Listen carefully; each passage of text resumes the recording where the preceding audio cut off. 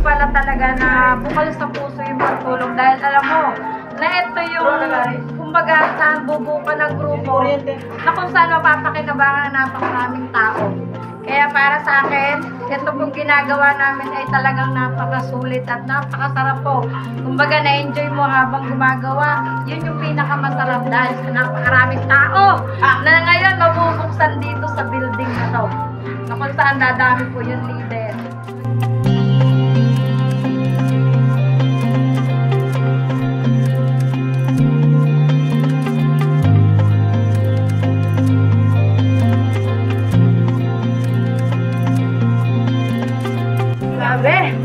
Salamat sa Diyos sa mabuting pagkakataon. Grabe talaga, napakasarap tumuwa. Lalo kang bukang sa kalooban mo para sa napakaganda natin broadcast center. Ang malungkit, no? Sabi nga, pagtulong-tulong at nagkakaisa, madaling matatapos ng trabaho. Ang goal namin, no? Matapos namin yung aming bubutas ngayon. Kahit umuulan, tuloy-tuloy.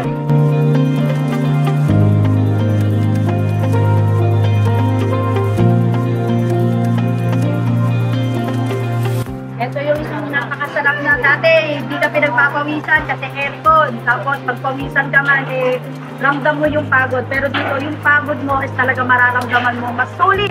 Tapos umuulan pa ngayon, wala kami pakialam. Basta ang goal namin, matapos to kasi ibang level ang magiging resulta. Kaya sumabay ka kasi napakasarap ng pakiramdam at ikaw ang isa na ibahagi dito.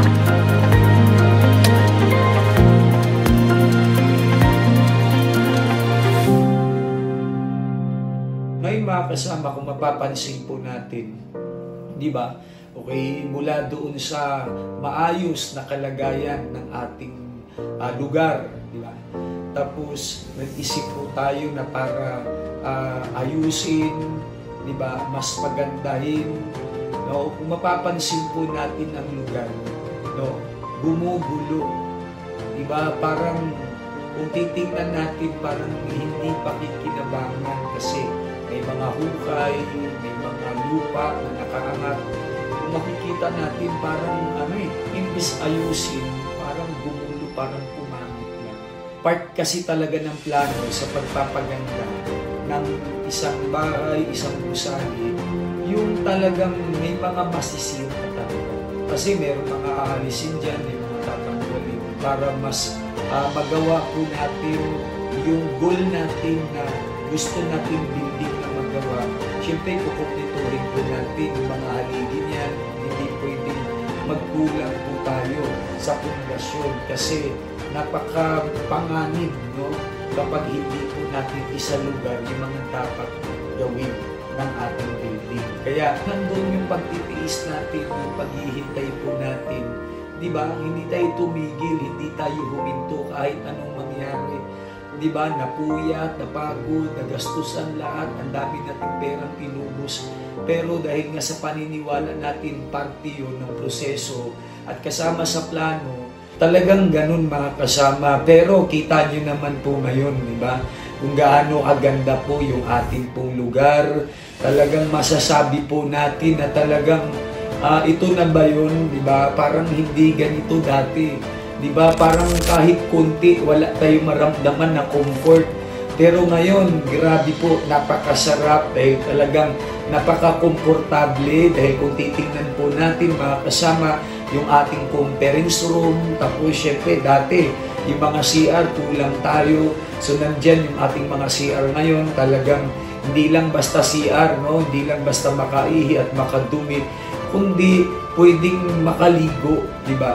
O napakaganda po, kumbaga talagang nandun yung nakukomfort tayo sa ating mga pangangailangan personal. At syempre mga kasama, yung technical natin dyan, makikita natin, dati maliit lang, ngayon maluwag na. Talagang maalwa na ang galawan, talagang nakaset up yan ng maayos. At the same time, dati yung room, di ba, para kahit papaano kung meron akong gawin, di ba? Okay, so noon, ang hirap-hirap kasi walang CR, pupunta pa sa labas para mag-CR. Ngayon, yung room din natin dyan, meron na rin CR yan. So, nakakatuwa dahil with heater pa yan, di ba? So, anytime, kahit madaling araw, pagod, di ba? Inaantok, no? Gustong gisingin ang sarili, Okay, so pwede na agad, no? Shower. Okay, so napakaganda at ayan, makikita po natin mga kasama, yung setup natin, lahat ng mga saksakan po, di ba, na kailangan ng source ng kuryente para may magamit tayo kung mayroong mga isaksak, so nandyan din po. At syempre po, yung ating pong seminar room, nandyan, talagang sinet up natin ng maayos kung ano kailangan, mga sound system. Ayan, so wala na tayong hahanapin pa sa ating broadcast. At the same time, mga kasama, meron tayong garahe, diba? So dyan sa paglabas mo dyan. Tapos, ang kagandahan pa sa garahe na yan, so pwede rin yung lugar, diba? Pwede din maglagay ng mga upuan para maupuan din ng ating mga kasama. So nandyan po yung projector natin, yung may sound stick dyan. Eh wala na tayong problema mga kasama. Alam niyo po, ang nakikita ko, ang may problema dito, pag hindi kayo maman, ikaw na lang talaga. Ayan, so great morning po sa lahat. Ayan, so maraming salamat po sa Diyos sa isang napakagandang kaloob sa bawat isa po sa atin.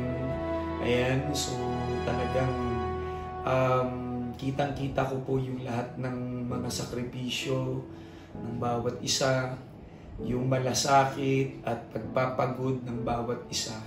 So sobrang appreciate dahil hindi naman natin kailangan gawin, pero so nandyan yung malasakit ng bawat isa na para tayo ay magkatulong-tulong. At yung layunin na atin pong gustong magawa ay dahil sa pakikiisa at pakikipagtulungan ng ating mga General Servant International. Salamat sa Diyos. At eto na, di ba? So yung ating building na pinapangarap lang noon na tayo ay magkaroon ng sariling lugar na tipong wala nang magpapaalis sa atin, kasi dati sa kadalasan na pagkakataon napipigilan po tayo dahil minsan sa laki po ng renta, di ba? So nagkakaproblema po yung ating sistema. Ngayon po, salamat sa Panginoon dahil itong lugar na ito ay talagang sariling atin na. Talagang masasabi natin ito na po ang Centro Hall ng GSI. Kaya salamat sa inyong pagtulong at pagtsatsaga na makatuwang dito sa ating pong gawain na ito. Okay, ganun din mga kasama, kung mapapansin po natin kung paano po binubuo ang isang gusali, di ba? So kita nyo naman po yung mga proseso, di ba? So kitang-kita nyo kung paano nagulo at kung paano po naging maayos.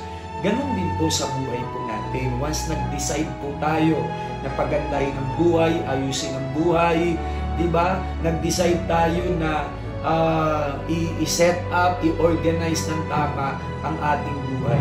Siyempre mga kasama, tanggapin na natin na parte na ng plano. Sa proseso talagang maguguluhan ka, may ups and down, di ba? Minsan parang gusto mo nang hindi magpatuloy, parang feeling mo, hindi ka na komportable sa ginagawa mo. Mararanasan po natin yan, na feeling mo parang gusto mo na talagang tumigil. Pero wag. Bakit? Di ba? Kahit ang gusali, di ba? May mga sinira, may hinukay, nagkangatan ng lupa, di ba? Ang daming alikabok, sobrang kalat ng paligid. Pag hininto po natin yun, mas lalo lang nakikipang. Alam niyo mga kasama, dapat po matanggap po natin, di ba? Dalhin lang po natin kung ano po ang nangyayari po kapag inaayos ang building, kapag tinatayo ang building.